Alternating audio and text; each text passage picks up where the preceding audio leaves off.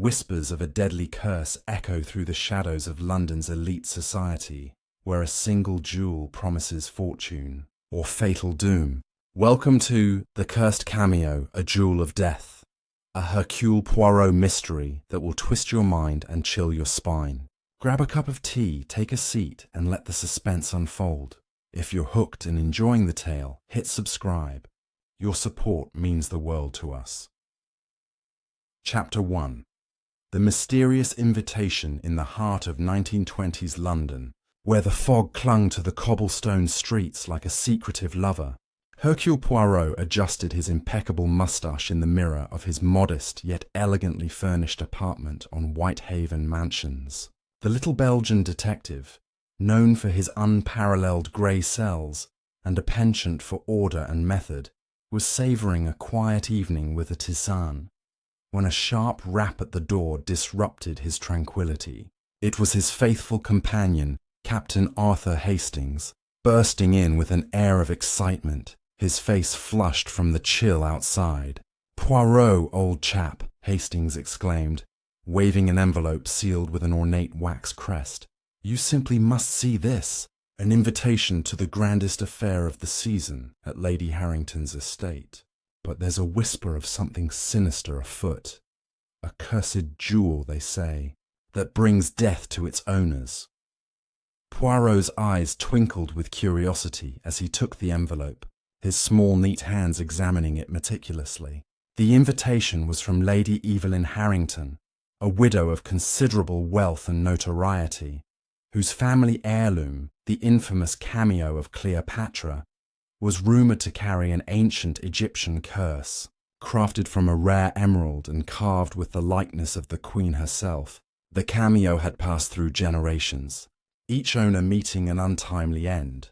Poisonings, accidents, suicides, all shrouded in mystery. Lady Harrington, undeterred by the tales, planned to unveil it at a lavish gala, inviting London's crème de la crème, including Poirot, whose reputation for unravelling the impossible had preceded him. "Mon ami," Poirot said in his precise, accented English, "curses are but superstitions for those without logic. Yet, where there is death, there is often a human hand at work. We shall attend, Hastings, and observe." The journey to Harrington Manor was a scenic drive through the English countryside, where autumn leaves painted the landscape in hues of gold and crimson. As their motor car approached the sprawling estate, with its towering spires and manicured gardens, Hastings couldn't contain his enthusiasm. "Imagine, Poirot, the Cameo of Cleopatra. Legend has it that Cleopatra herself enchanted it to protect her lovers, but it turned vengeful after her death. The last owner, Sir Reginald Harrington, died in a bizarre hunting accident just last year. Shot by his own gun, they said, but no one was near him." Poirot nodded thoughtfully, his mind already piecing together invisible threads. "Accidents, Hastings, are rarely so accidental. We must question the facts, not the fables." Upon arrival, the manor buzzed with opulence. Crystal chandeliers cast a warm glow over the ballroom, where guests in tuxedos and glittering gowns mingled with champagne flutes in hand.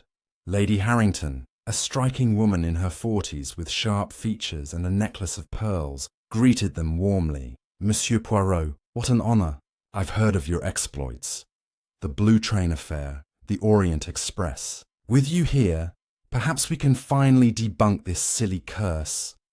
Her laugh was light, but Poirot detected a flicker of unease in her eyes. She led them to a velvet-draped pedestal where the Cameo rested under glass, its emerald surface catching the light like a malevolent eye.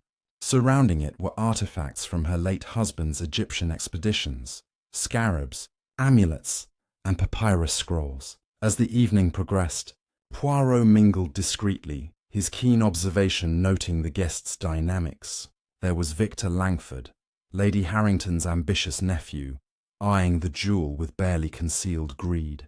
He stood to inherit if anything befell his aunt. Beside him, Dr. Elena Voss, a renowned Egyptologist and family friend, spoke animatedly about the Cameo's history.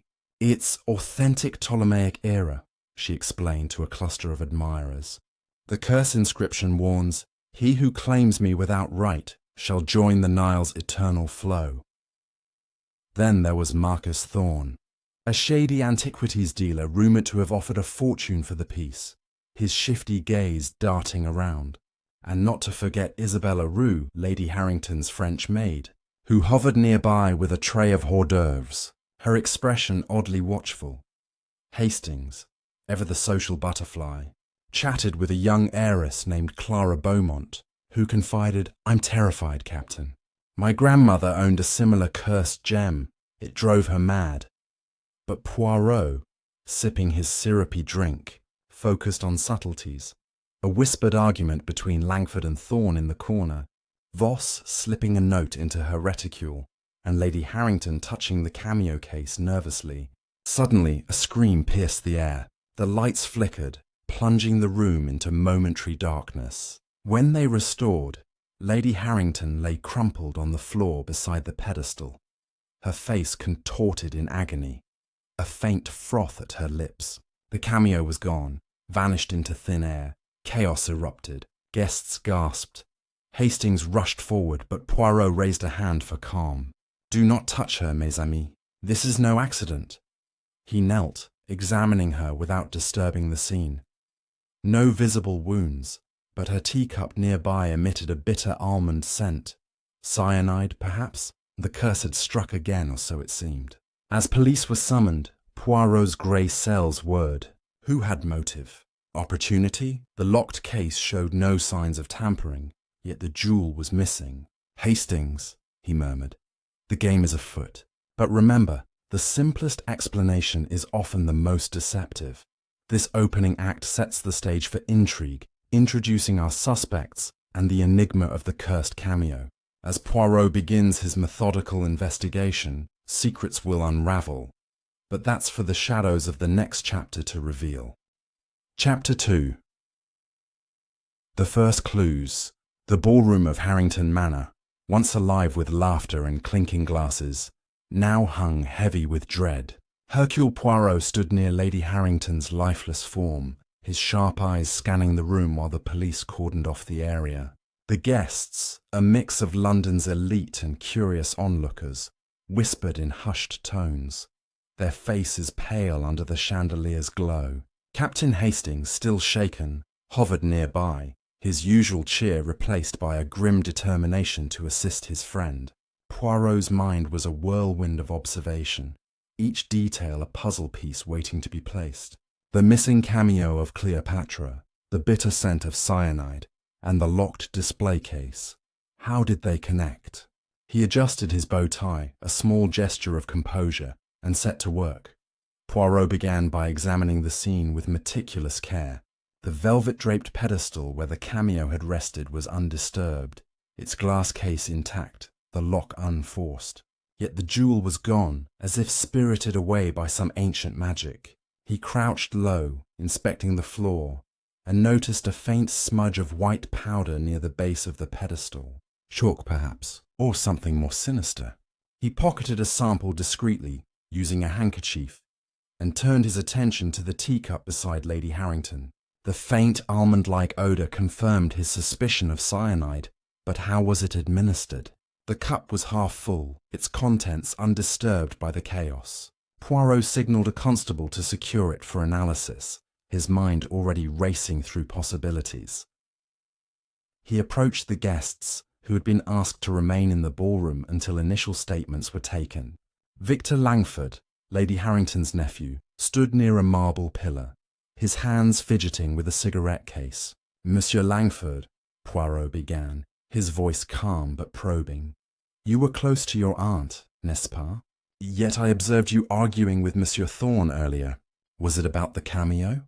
Langford's eyes narrowed, his jaw tightening. "Thorne's a vulture, always circling for profit. He wanted to buy the cameo, but Aunt Evelyn refused. Said it was a family treasure, curse or no curse."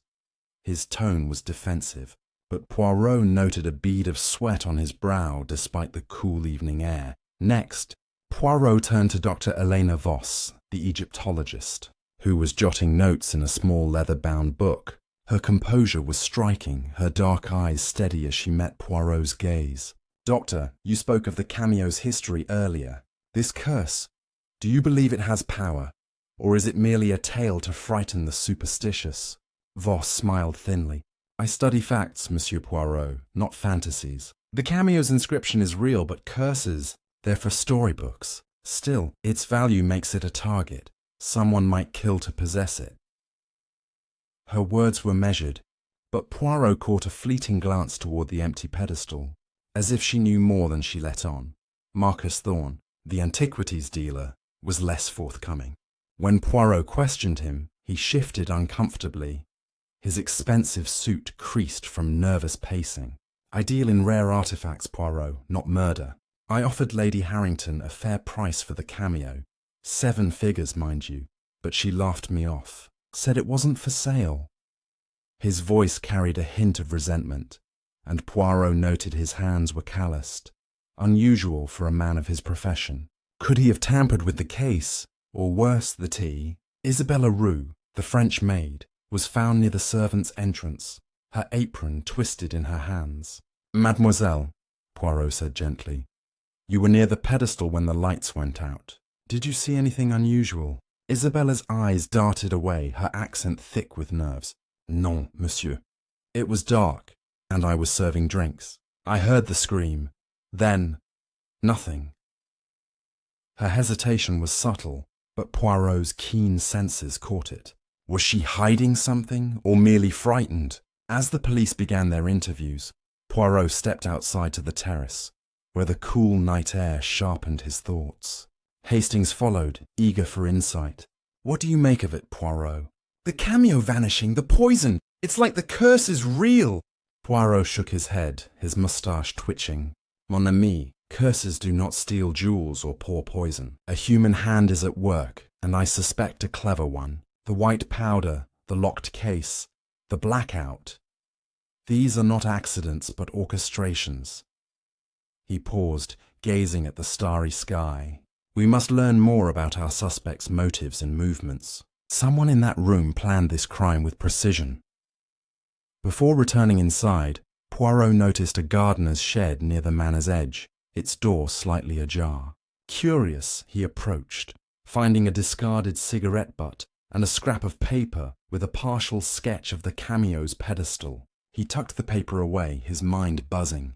Was this a clue to the theft, or a distraction?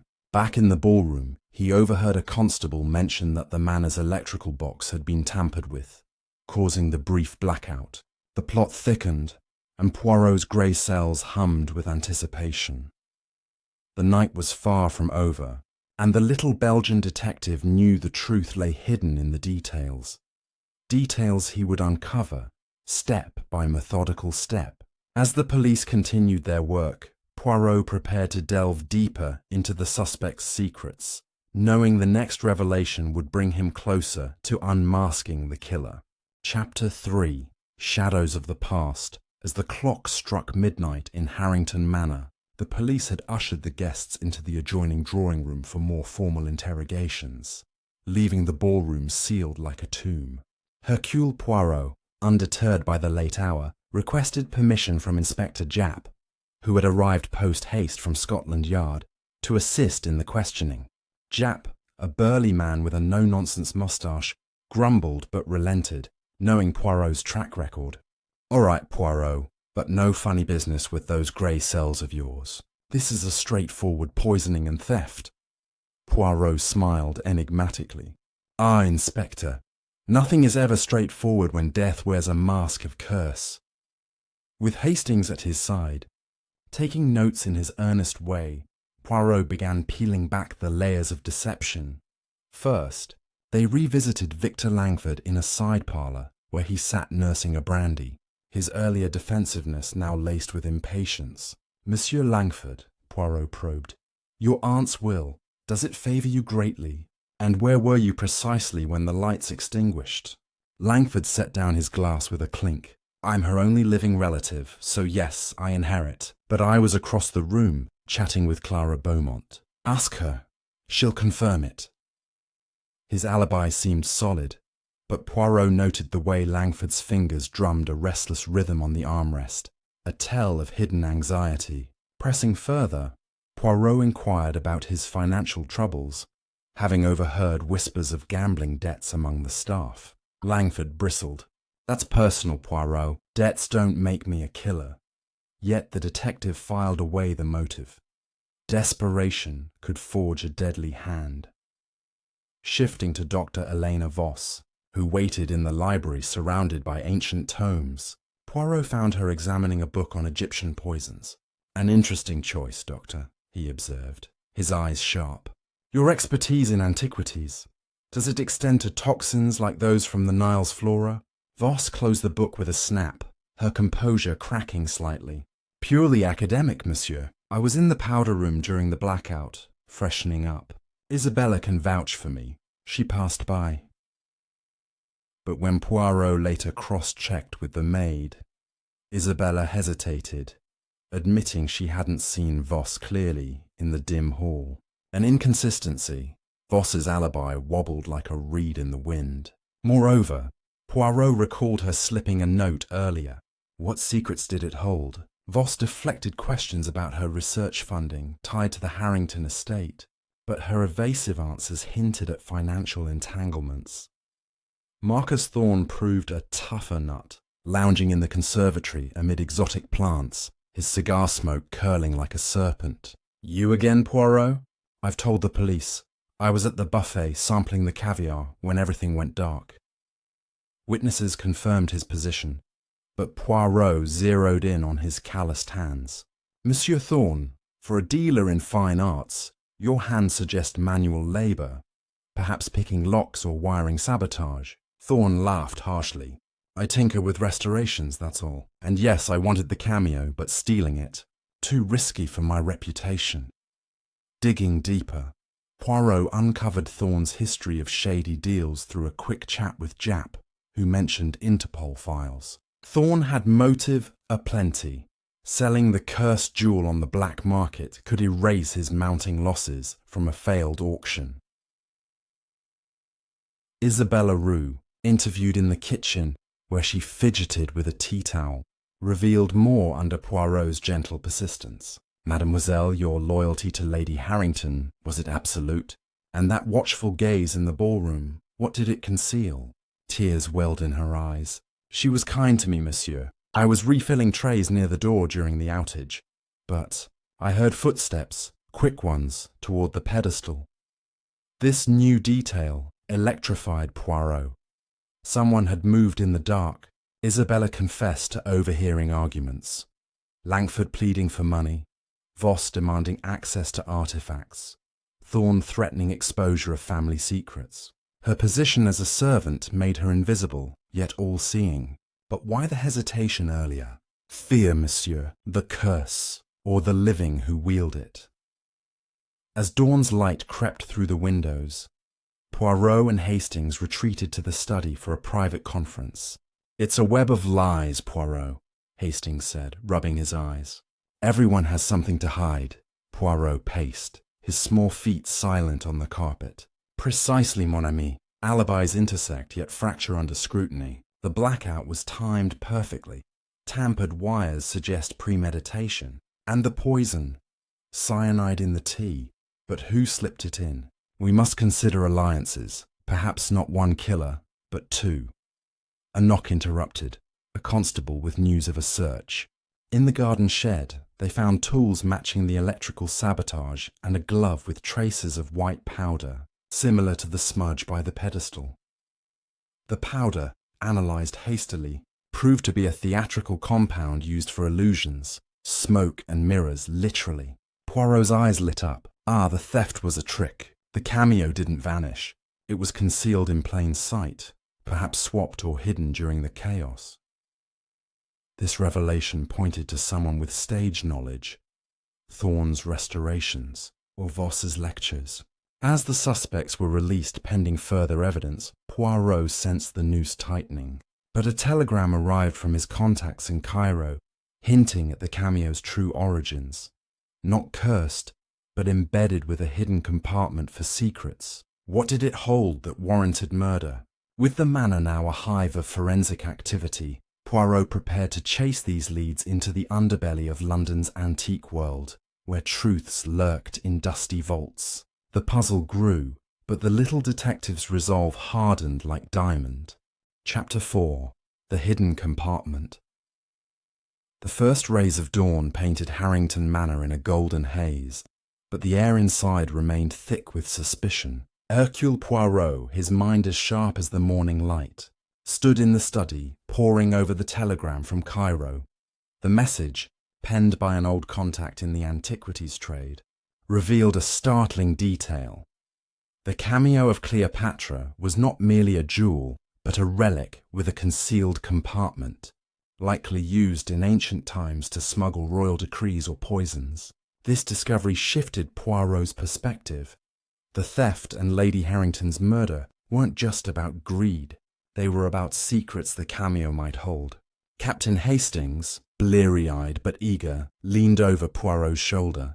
Good heavens, Poirot, a secret compartment? What could be inside? State secrets? A map? Poirot's moustache twitched.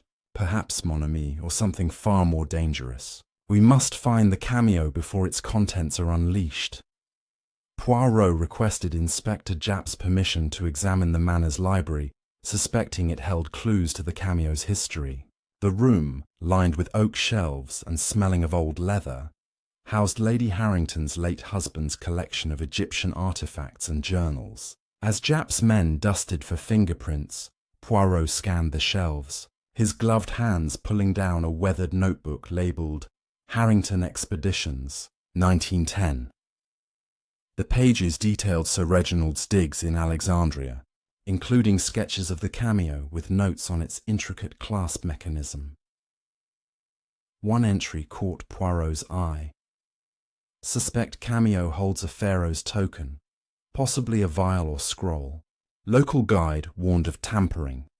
This confirmed the telegram's claim and suggested someone knew the cameo's true value. Leaving Hastings to catalogue the journal, Poirot ventured to the manor's attic, where servants whispered of Sir Reginald's private study. The dusty space was cluttered with crates of artifacts, and Poirot's keen eyes spotted a locked mahogany box etched with hieroglyphs. With a constable's help, he pried it open, revealing a set of tools, fine picks and brushes, perfect for delicate work like opening a hidden compartment. Nearby lay a crumpled receipt from a London jeweller, dated a month ago, for specialised lock repair. Was someone, perhaps Langford, Voss or Thorne, preparing to access the cameo's secret? Poirot pocketed the receipt, his mind weaving connections. Back downstairs, Poirot sought out Clara Beaumont, the young heiress who had spoken of her grandmother's cursed gem. She sat in the drawing room, her delicate hands clutching a handkerchief. Mademoiselle Beaumont, Poirot began gently. Your grandmother's jewel. Did it resemble the cameo? And did she ever speak of its secrets? Clara's eyes widened, her voice trembling.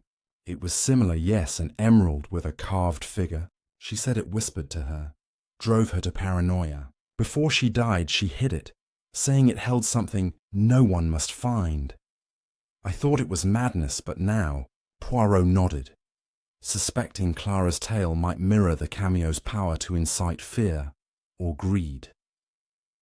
Determined to test the suspect's reactions, Poirot gathered them in the library under the guise of a police briefing.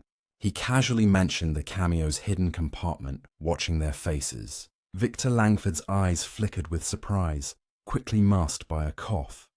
Dr. Voss's hand tightened on her notebook, her lips pressing into a thin line. Marcus Thorne laughed nervously, muttering about old myths inflating prices. Isabella Rue, serving tea, nearly dropped her tray, her gaze darting to Voss. Poirot's experiment yielded results. At least one of them knew more than they admitted. But who? To narrow the field, Poirot revisited the electrical sabotage. With Japp's permission, he inspected the manor's fuse box in the basement, where wires had been expertly cut to trigger the blackout. A faint trace of the same theatrical powder from the pedestal clung to a nearby pipe. suggesting the saboteur and thief were one and the same. Poirot recalled Thorne's calloused hands and Voss's knowledge of stagecraft from her university lectures. Could either have orchestrated the blackout, or was Isabella, with her access to the manor's nooks, more involved than she seemed? A breakthrough came when Hastings, rifling through the library's papers, found a letter tucked inside a book on Egyptian curses. Addressed to Lady Harrington, it was unsigned but written in a precise hand. The Cameo's secret must stay buried. Sell it or face consequences. The paper matched the scrap from the gardener's shed, linking the two clues. Poirot's grey cells buzzed. This was no curse, but a calculated threat. He cross-referenced the handwriting with guest signatures in the manor's visitor book, noting similarities to Voss's sharp, angular script. Confronted, Voss denied writing it, claiming, "I receive such letters myself. Collectors are ruthless." But her composure faltered when Poirot mentioned the shed sketch. As the morning wore on, Poirot learned from a constable that the cyanide in Lady Harrington's tea matched a batch traced to a London apothecary, frequented by none other than Marcus Thorne for restoration chemicals. Thorne, when pressed, admitted to buying cyanide, but swore it was for cleaning artifacts. "Check my shop records," he blustered. Poirot made a mental note to verify this, suspecting Thorne's dealings were less innocent. Meanwhile, Isabella confided a new detail. She'd seen Langford near the fuse box days before the gala, checking the wiring under Lady Harrington's orders. Was Langford setting the stage for murder, or was he framed? With the Cameo still missing and the police stumped, Poirot sensed the killer was tightening their grip. The hidden compartment's contents, be it a vial, scroll, or something else, held the key. As he prepared to follow the jeweller's receipt to London, Poirot knew the trail was warming. The manor's secrets were unravelling, but danger lurked closer than ever, waiting to strike again. Chapter 5. The Trail to London. The morning mist still clung to the streets as Hercule Poirot and Captain Hastings boarded a train bound for London, the jeweller's receipt tucked safely in Poirot's waistcoat pocket. The rhythmic clatter of the carriage did little to soothe Hastings' nerves, his brow furrowed with questions. Poirot, this receipt could be nothing, a routine repair for Lady Harrington's collection. Are we chasing shadows? Poirot's eyes gleamed with quiet confidence. Mon ami, shadows often hide the truth. This jeweller, Monsieur Duval, may know who sought to unlock the Cameo's secret. And in London, we shall find answers, or more questions. The little detective leaned back, his mind already mapping the city's underbelly, where secrets traded hands like currency. Upon arriving at King's Cross, Poirot navigated the bustling capital with purpose, leading Hastings to a narrow street in Hatton Garden, London's jewellery district. Duval's shop, a discreet establishment with a faded gold sign, smelled of polish and old money. Monsieur Duval, a wiry Frenchman with spectacles perched on his nose, greeted them warily. "Monsieur Poirot, your reputation precedes you. How may I assist?" Poirot produced the receipt, dated for a lock repair costing a hefty sum. "This concerns the Cameo of Cleopatra. Who commissioned it, and what was repaired?" Duval hesitated, glancing at the door. "A delicate matter. A gentleman came a month ago, claiming to represent Lady Harrington. He wanted a replica key for the Cameo's hidden clasp. Said it was for her collection's security." Pressing further, Poirot extracted a description. Tall, dark-haired, with a slight limp, matching Victor Langford's profile. Duval admitted crafting the key, but swore he'd handed it to the client, not knowing its purpose. "I deal in craftsmanship, not curses," he insisted. Poirot, unconvinced, noticed a ledger on the counter, its pages listing recent sales. A quick glance, permitted by a flustered Duval, revealed a purchase of emerald polishing tools by Dr. Elena Voss, dated just before the gala. Could she have been preparing to tamper with the Cameo's compartment? Poirot thanked Duval, his mind buzzing with new connections. Next, they visited Thorne's antique shop in Covent Garden, a cluttered den of relics and dust. Marcus Thorne was absent. but his assistant, a nervous youth named Tommy, let them in. "Mr. Thorne's been out since yesterday," Tommy stammered. Poirot's sharp eyes scanned the shelves, spotting a vial of cyanide-based cleaner matching the apothecary's batch, half hidden behind a statuette. "Curious," Poirot murmured, "for a man who claims only restoration." A locked drawer caught his attention. With Hastings distracting Tommy, Poirot deftly picked it open, revealing a sketch of the Cameo's pedestal, identical to the shed's scrap. Thorne was deeper in this than he'd admitted. As they left, Poirot steered Hastings to a nearby cafe to strategize. Over a strong coffee, he pieced together the clues: Langford's key, Voss's tools, Thorne's sketches. "Each suspect plays a part, Hastings, but the whole eludes us. The Cameo's compartment. Perhaps it holds a document implicating someone powerful." Hastings frowned.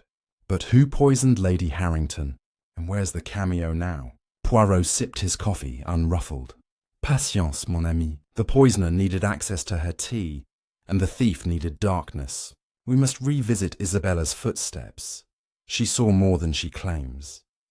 Backtracking to a lead from the manor, Poirot telephoned Jap, who confirmed a new discovery: a maid's uniform, stained with theatrical powder found in a laundry chute.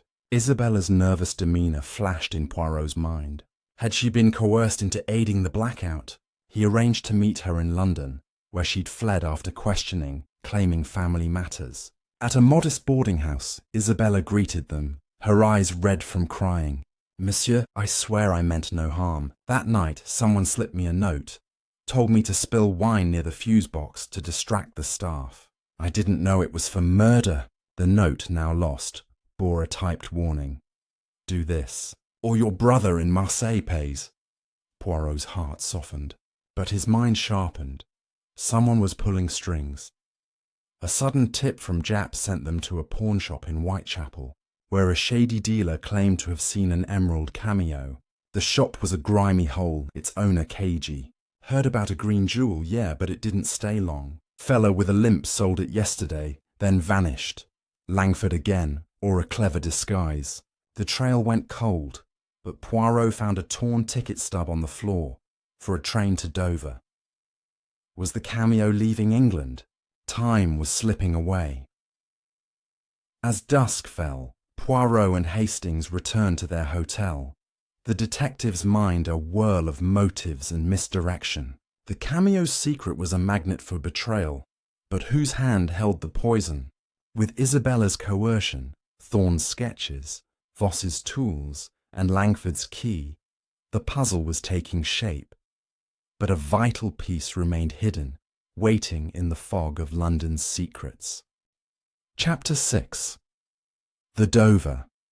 Lead the fog of London gave way to the salty breeze of Dover as Hercule Poirot and Captain Hastings disembarked from the train, the torn ticket stub clutched in Poirot's gloved hand.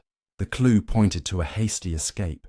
Someone, possibly Victor Langford, had fled toward the port, perhaps to smuggle the Cameo of Cleopatra across the channel. Poirot's sharp eyes scanned the bustling docks, where fishermen hauled nets and passengers hurried toward ferries. "Mon ami," he said to Hastings, his voice steady despite the urgency. "The Cameo is a key, but to what lock? We must find our quarry before they vanish into France, or beyond." Hastings nodded, gripping his hat against the wind. If it's Langford, he's got nerve, slipping away under Jap's nose. Their first stop was the dockmaster's office, a weathered shack overlooking the harbour. The dockmaster, a grizzled man with a pipe, confirmed a tall man with a limp had boarded a late ferry to Calais the previous night, paying in cash and keeping his face shadowed. "Called himself Smith, but I'd wager my boots that's a lie," the dockmaster grunted, handing over a manifest. Poirot's eyes narrowed at the name. Too generic. A deliberate mask. He thanked the man and led Hastings to a nearby tavern, where sailors and travellers swapped stories over pints. A barmaid, overhearing their inquiries, whispered about a man matching the description, seen haggling with a smuggler known as Le Renard near the pier.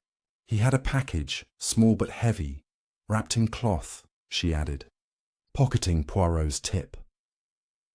Following this lead, Poirot and Hastings scoured the docks, tracking Le Renard to a dimly lit warehouse stacked with crates. The smuggler, a wiry figure with a scar across his cheek, eyed them suspiciously. "I don't talk to strangers," he snarled. But Poirot's charm and a discreet banknote loosened his tongue. "Aye, a gent with a limp came last night. Wanted passage for a valuable to Paris, no questions asked. I sent him to my contact at the Calais docks. Departs tonight." Poirot pressed for details, learning the contact's name. Pierre Dubois, a dealer in rare goods.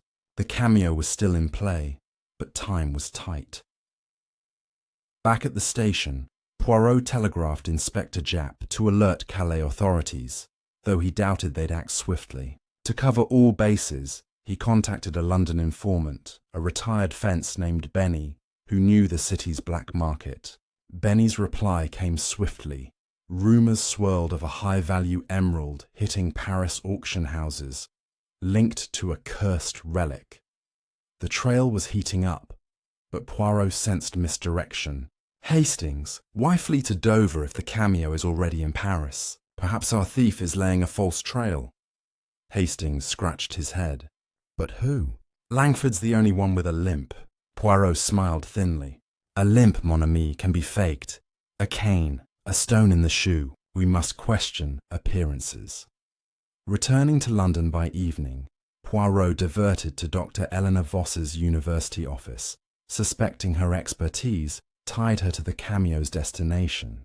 The office was a treasure trove of artifacts, but Voss was absent. A graduate student, tidying papers, mentioned Voss had left for a conference in Paris that morning, carrying a locked case. Poirot's suspicions deepened. Voss's tools, her note, her shaky alibi. Could she be orchestrating the Cameo's sale? A quick search revealed a hidden drawer containing a photograph of Voss with Sir Reginald Harrington in Egypt, their faces grim beside a tomb. On the back, a scrawled note. The Cameo's truth must stay buried. The same phrase as the threatening letter. Voss was entangled. But how? Hastings, meanwhile, tracked down Marcus Thorne at a gentleman's club, where he was drowning his nerves in whiskey.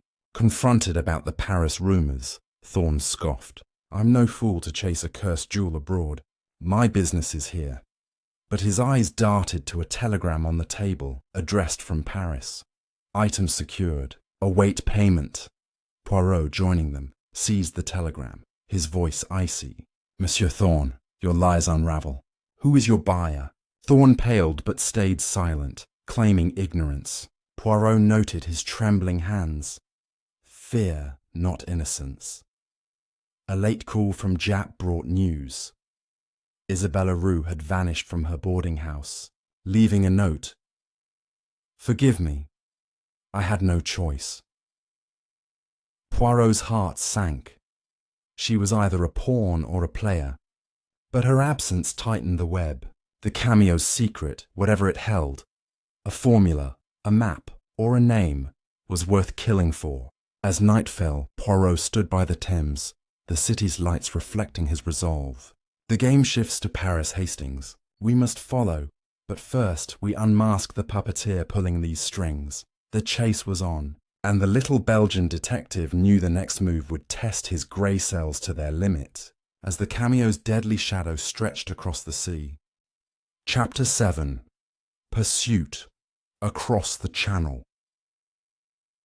The Channel steamer cut through the choppy waters like a determined blade, its horn blaring a farewell to the white cliffs of Dover as it steamed toward Calais. Hercule Poirot stood at the railing, his overcoat buttoned tightly against the brisk sea wind, his small, neat figure unmoved by the pitching deck.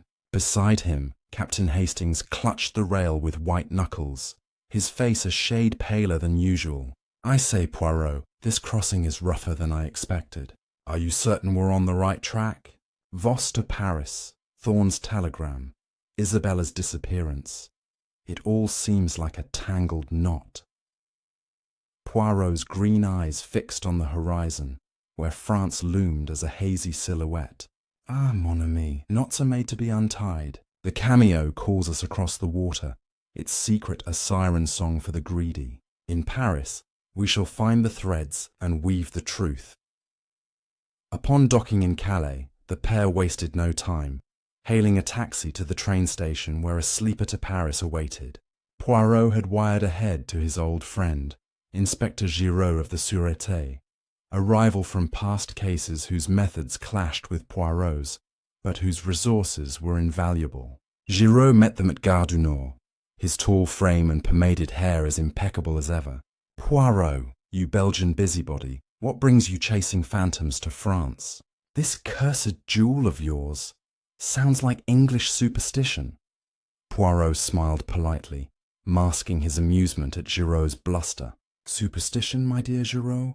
None. It is murder and theft, with roots perhaps in your own backyard. We seek Dr. Helena Voss, arrived this morning, and a smuggler named Pierre Dubois."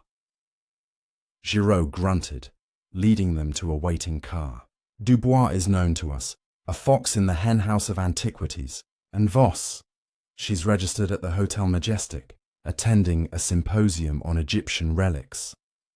The drive through Paris's bustling streets, past the Eiffel Tower's iron lattice and the Seine's glittering bridges, did little to ease Hastings' anxiety. "What if we're too late, Poirot? The Cameo could be sold by now, its compartment emptied." Poirot adjusted his hat, his mind a whirlwind of calculations. "Patience, Hastings. The seller would not act hastily. The black market demands discretion. We must observe Voss first. Her conference is a perfect cover."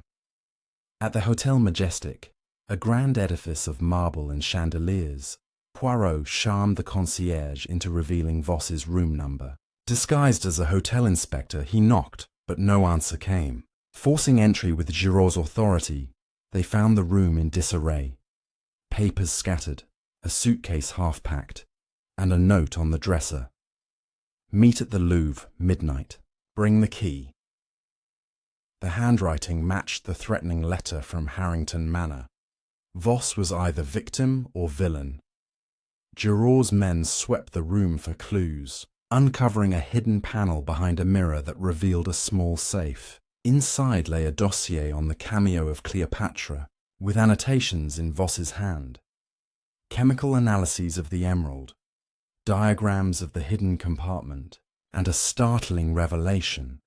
A sample analysis suggesting the compartment once held a rare poison formula from Cleopatra's era, potent enough to kill undetected. "Mon Dieu," Poirot murmured, his grey cells igniting. "The curse is no myth but a man-made toxin, preserved through centuries. Lady Harrington's cyanide, a modern mimic, perhaps derived from this ancient secret."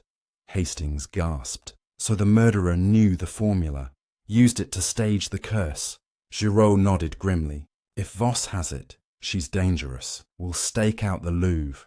As evening fell, Paris transformed into a city of lights, its cafes alive with laughter and the aroma of fresh baguettes.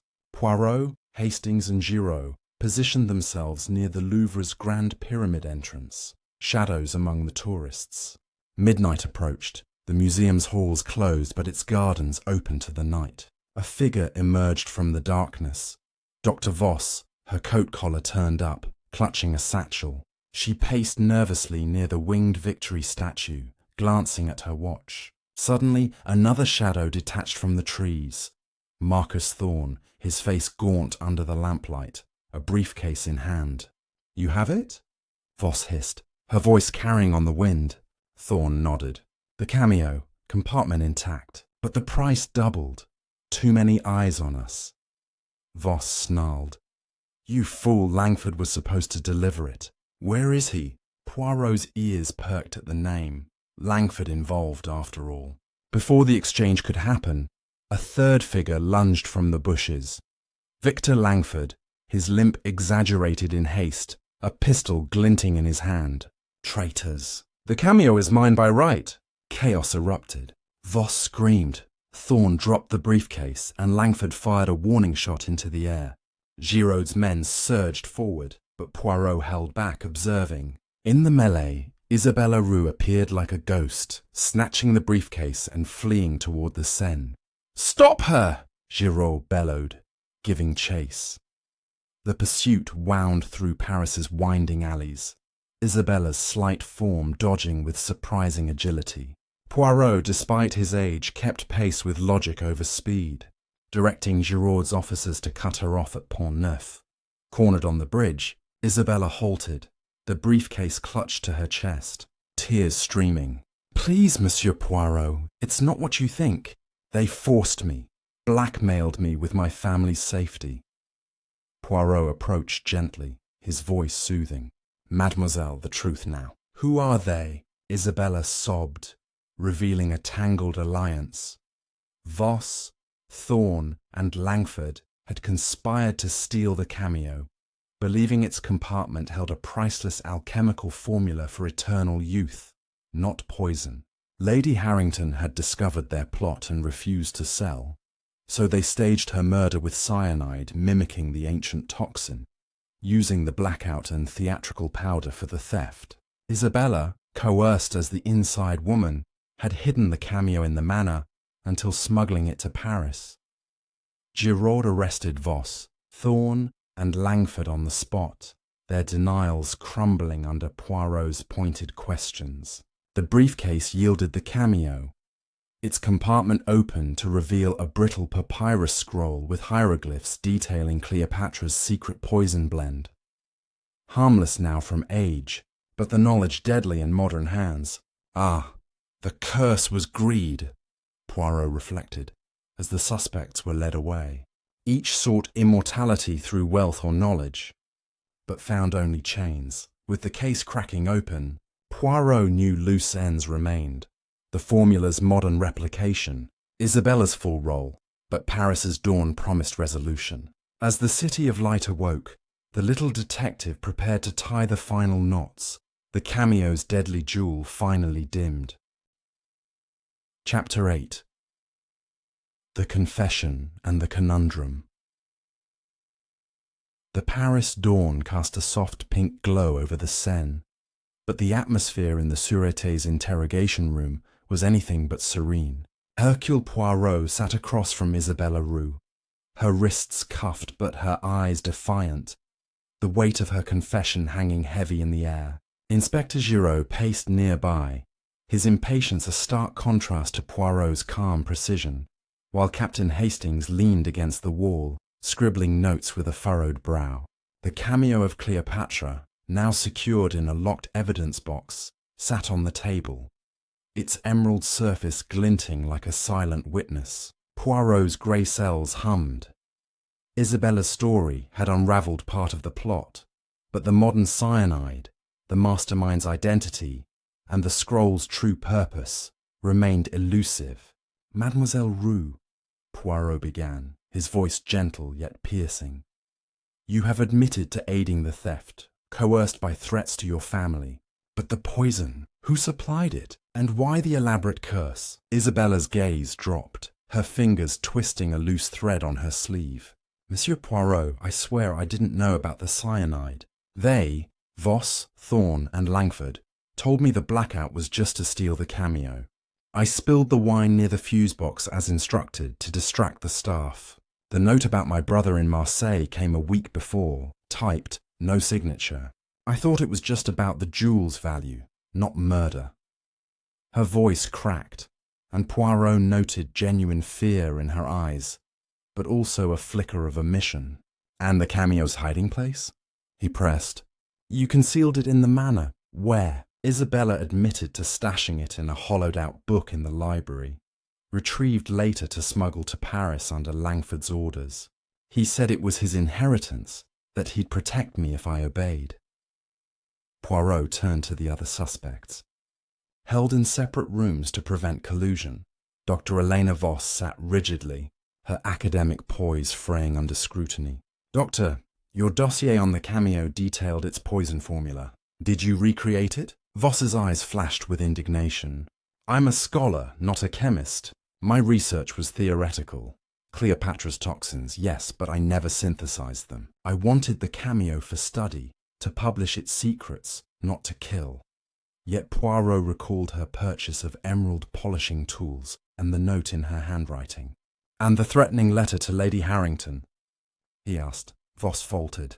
"I wrote to warn her, not threaten. Someone else was after the Cameo, someone dangerous. I feared for her safety." Her story rang hollow, and Poirot marked her as a liar. But whose pawn was she? Marcus Thorne, sweating in his tailored suit, was next. His bravado had crumbled, replaced by a desperate edge. "All right, Poirot, I'll talk. Langford approached me months ago. Said the Cameo's formula could fetch millions in the right hands. Maybe a pharmaceutical syndicate. We planned to steal it, sell it abroad. The blackout was my idea. Use theatrical powder for flair, like in my restoration scams. But the poison, that wasn't me, I swear. I thought Langford spiked the tea to scare her, not kill." Thorne's admission tied him to the theft, but his ignorance of the cyanide's source puzzled Poirot. A syndicate? A new player? Thorne's telegram from Paris suggested a buyer, but he refused to name them, claiming fear of men in shadows.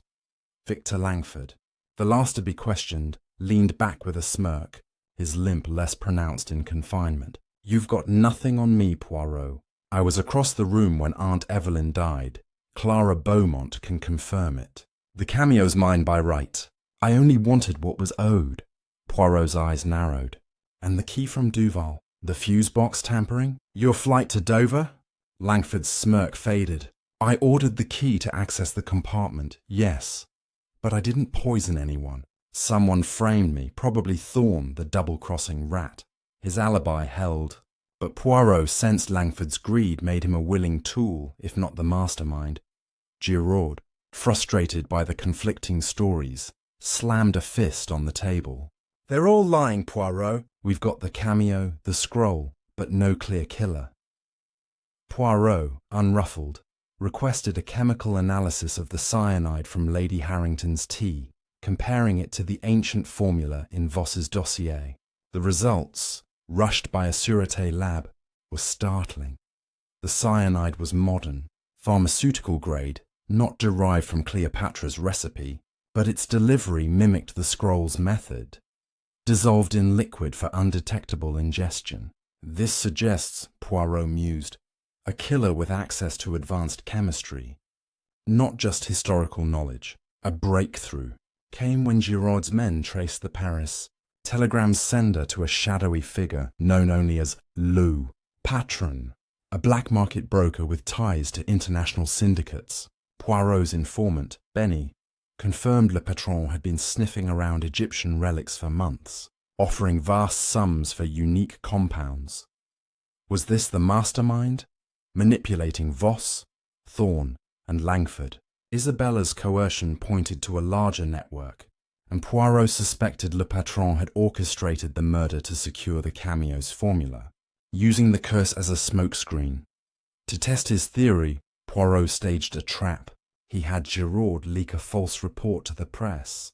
The Cameo's scroll had been decoded, revealing a revolutionary drug formula, and was up for auction. If Le Patron existed, they'd bite.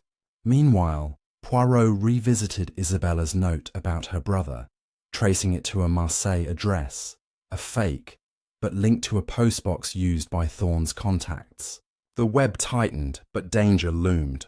As Poirot and Hastings left the Sûreté for their hotel, a shadow followed, a figure in a dark coat, watching from an alley. "Hastings," Poirot whispered. "We are close." But the hunter becomes the hunted.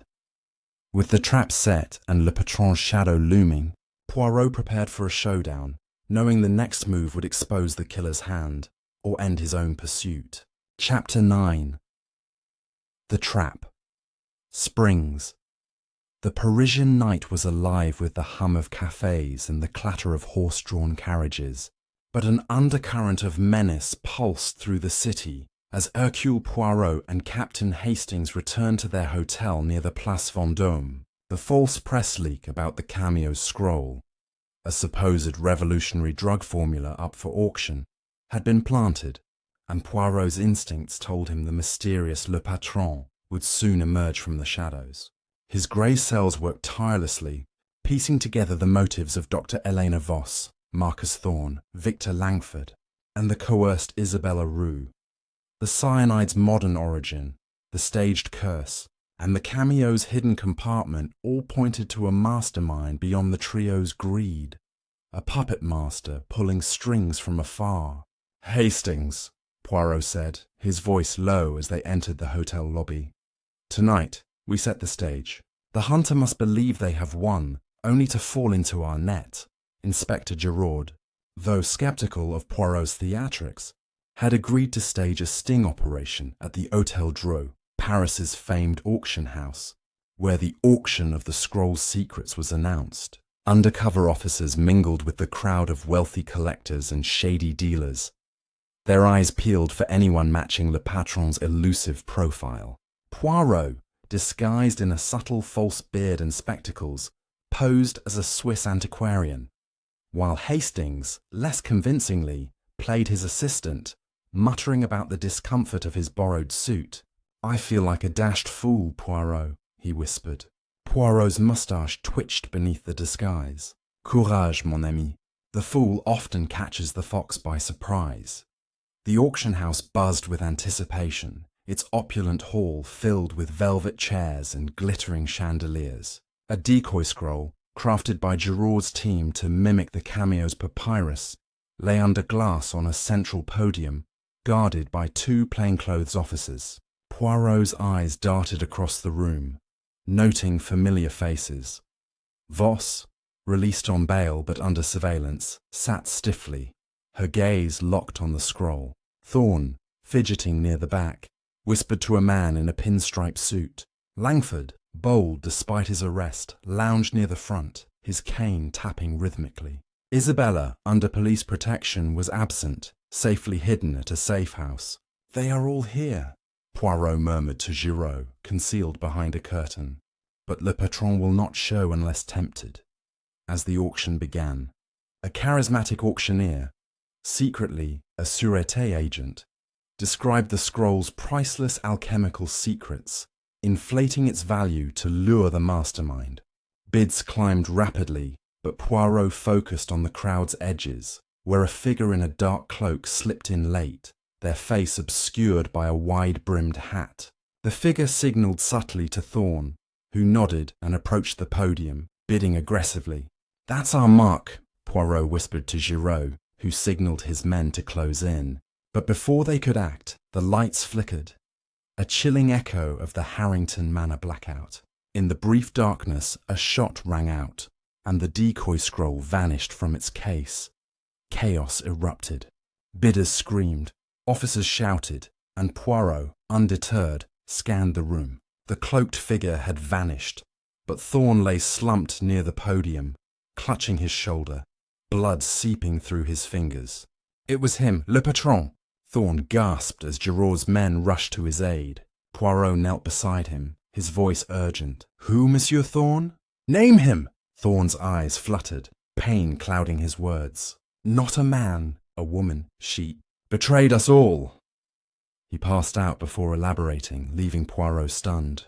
A woman, Voss, or another? Giraud's team sealed the exits, but the cloaked figure had slipped through, leaving only a dropped glove. Fine leather, monogrammed with a delicate C. Poirot's mind raced. C for Clara Beaumont, the heiress who'd spoken of her grandmother's cursed gem. She'd been absent since the manor, her nervous demeanour overlooked. Poirot recalled her tale of paranoia and hidden jewels. Had she been playing a deeper game? Giraud, meanwhile, found a hidden panel in the podium, rigged with a spring mechanism to whisk the scroll away during the blackout. Theatrical again, Poirot noted. Like the powder at the manor, our Le Patron is a master of illusion. Hastings, shaken but resolute, helped Poirot search the auction house's back corridors, where they found a discarded cloak and a forged bidder's pass in the name of Céline Beaumont. Clara, it seemed, had been in Paris all along. A quick call to the safe house confirmed Isabella's safety, but she revealed a new detail. under Poirot's gentle probing. Clara had visited the manor days before the gala, posing as a guest, and had spoken to Lady Harrington about family legacies. Had Clara known of the Cameo's formula, perhaps through her grandmother's own cursed gem? Giraud traced the glove's monogram to a Parisian tailor who confirmed a custom order for Clara Beaumont, paid through an anonymous account. Poirot's trap had worked, but not as planned. Clara, not Voss or the others, was le patron, orchestrating the theft and murder to secure the formula for her own ends, possibly to sell to a syndicate. But where was she now? A tip from a street informant pointed to an abandoned warehouse near the Seine, a known rendezvous for black market deals. "We must hurry, Hastings," Poirot urged, his small frame bristling with determination. Mademoiselle Beaumont holds the scroll, and with it, the power to kill again. As Giraud rallied his men for a raid, Poirot sensed the climax approaching. The Cameo's curse was no supernatural force but a woman's cunning, cloaked in wealth and deception. The warehouse loomed, and with it, the final unmasking of a killer. Chapter 10. The final unmasking. The Seine glistened under the moonlit sky as Hercule Poirot, Captain Hastings, and Inspector Giraud's team converged on the abandoned warehouse near Paris's Pont des Arts. The air was thick with the scent of damp wood and oil, and the distant hum of the city seemed a world away. Poirot's heart beat steadily, his grey cells aligning the final pieces of the puzzle. Clara Beaumont, the unassuming heiress, had emerged as le patron, the mastermind behind Lady Harrington's murder and the Cameo of Cleopatra's theft. Her monogrammed glove, the forged bidder's pass, and her connection to a cursed gem from her grandmother's past had betrayed her. But the scroll, with its ancient poison formula, remained in her grasp, and Poirot knew she would not surrender easily. "Hastings," he whispered as they approached the warehouse's rusted door, "stay vigilant. Mademoiselle Beaumont is no mere debutante. She is a serpent in silk." Inside, the warehouse was a labyrinth of crates and shadows, lit only by flickering gas lamps. Giraud's men fanned out, their footsteps muffled on the dusty floor. Poirot's keen eyes spotted a faint glow from a back room, where a single figure stood over a table, the Cameo's emerald catching the light. Clara Beaumont, her delicate features hardened with resolve, was examining the papyrus scroll, its hieroglyphs stark against the brittle surface. Beside her lay a vial of clear liquid. Modern cyanide, Poirot suspected, crafted to mimic Cleopatra's lost formula. "Mademoiselle Beaumont," Poirot called, stepping into the light, his voice calm but commanding. "The game is over. The Cameo, the scroll. Return them and face justice." Clara spun, her eyes blazing, a small pistol gleaming in her hand. "Monsieur Poirot, you're persistent, I'll give you that. But you're too late. The formula is mine, and its buyers are waiting." Hastings gasped, but Poirot raised a hand, unshaken. Buyers. A syndicate, perhaps, eager for a poison undetectable by science. "You killed Lady Harrington to silence her discovery of your plan." Clara's laugh was cold, her poise unshaken. She was a fool, clinging to that cursed jewel. "My grandmother warned me. Her own gem drove her to ruin, hiding a formula that could reshape the world. I vowed to claim what she couldn't." Poirot stepped closer, his gaze locking with hers. "And so you orchestrated it all. You coerced Isabella Roux with threats to her brother, forged the note to manipulate her. You used Victor Langford's greed, Marcus Thorne's desperation, and Dr. Voss's ambition, making them your pawns." Clara's smile tightened. "Clever, Poirot. Langford thought he'd inherit the Cameo. Thorne wanted his cut, and Voss craved academic glory. I played them against each other, staging the curse to cover my tracks. The cyanide, a modern touch, sourced from a chemist in my employ, slipped into Evelyn's tea during the blackout I engineered." Giraud's men edged closer, but Clara raised her pistol, halting them. Poirot pressed on, his voice a steady scalpel. The blackout, your theatrical powder, the tampered fuse box. You learned such tricks from your grandmother's tales, no? And the Cameo's theft, hidden in the library's book by Isabella, then smuggled to Paris under your orders. Clara nodded, almost admiringly. You see everything, don't you? The scroll's formula isn't poison. It's a drug, a sedative so potent it could control minds, nations. My buyers will pay millions. Poirot's eyes narrowed. And the glove, the pass. Your mistakes, mademoiselle. You underestimated the little Belgian detective. As Clara hesitated, Poirot signalled Giraud with a subtle nod. A creak from above revealed an officer on the rafters, disarming her with a swift tackle. The pistol clattered to the floor, and Clara's composure shattered as she was cuffed. You'll never stop them, she spat. The syndicate knows. Giraud secured the cameo and scroll, while Poirot examined the vial, pharmaceutical cyanide as he'd suspected, tailored to mimic the scroll's ancient recipe. The curse was your illusion, Poirot said softly, but greed was your downfall. Back at the Sûreté, the full truth unravelled.